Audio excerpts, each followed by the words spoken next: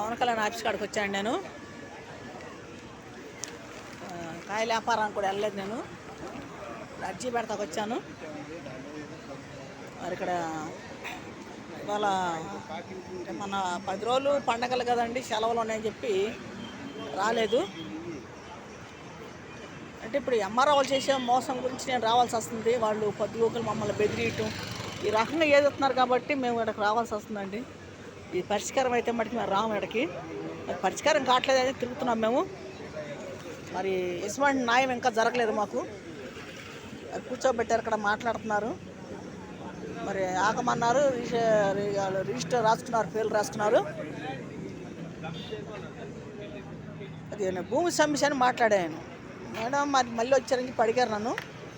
మాట్లా ఎంఆర్ఓ గారు మరి పిలిపించటం మమ్మల్ని మోసం చేస్తున్నాడు. మరి ఫోటోలు తీసుకోవటం, వీడియోలు తీసుకోవటం, వాళ్ళు రికార్డులో మా పేర్లు రాసుకోవటం చేశాడమ్మా.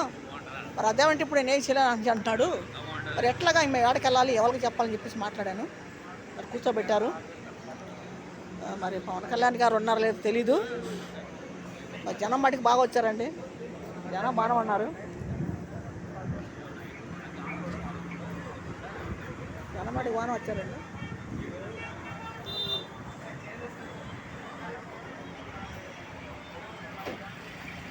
ఇంకా వస్తూనే ఉన్నారు జనం, ఇంకా వస్తూనే ఉన్నారండి.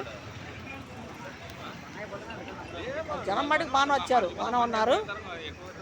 ఇవాళ 2025 సంవత్సరం 1వ నెల 17వ తారీఖు. మరి చంద్రబాబు ఉన్నాడు కాదు, అన్నయ్య ఉన్నాడు కాబట్టి ఇక్కడికి వచ్చాను నేను. చంద్రబాబు అన్నయ్య అంటే అది శనివారం పెడతాడు ఆయన. ఆ అన్నయ్య ఉంటే శనివారం పెడతాడు ఆయన ఆఫీస్లో.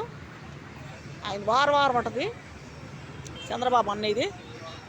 లోకేష్ బాబుది కూడా 5 రోజులు ఉంటుంది, ఇక్కడ కూడా 5 రోజులు ఉంటుంది. ఇంకా లోకేష్ బాబు దగ్గరికి వెళ్దామంటే టైం అయిపోయిందండి. అక్కడ పొద్దున్నే వెళ్ళిపోవాలి చీకటితోటి. అందుకే అక్కడికి వచ్చాను, పవన్ కళ్యాణ్ ఆఫీస్ కాడికి వచ్చాను. ఇక్కడైతే 12 గంటల దాకా దొరుకుతూ ఉంటుంది. చూడండి, మాది భూమి సమస్య గురించి మాట్లాడుతున్నాను కాబట్టి మరి 5 ఎకరాలు 20 సెంట్ల భూమిని, మరి సెటిల్మెంట్ స్కూల్ దగ్గర 80 సెంట్లు ఉంది. మహానాడులో మరి 4 ఎకరాల చిల్లర ఉంది. మరి బోట్ ఐటెంటి 20 సెంట్లు ఉంది. మొత్తం 5 ఎకరాలు 20 సెంట్ల భూమి. మరి కబ్జాదారులు పని చేసి మమ్మల్ని ఏదిస్తున్నారు. మరి దానికోసమే తిరుగుతున్నాను.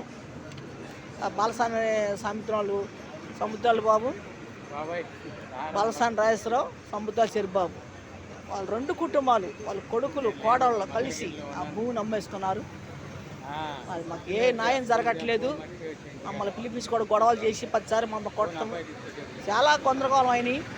మరి ఎటువంటి కేసులు నుంచి లేకుండా అయిపోయినాయి.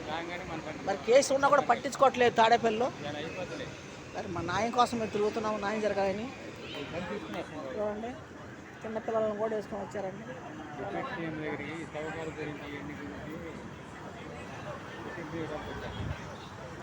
కూర్చోబెట్టారు, కూర్చున్నా నేను.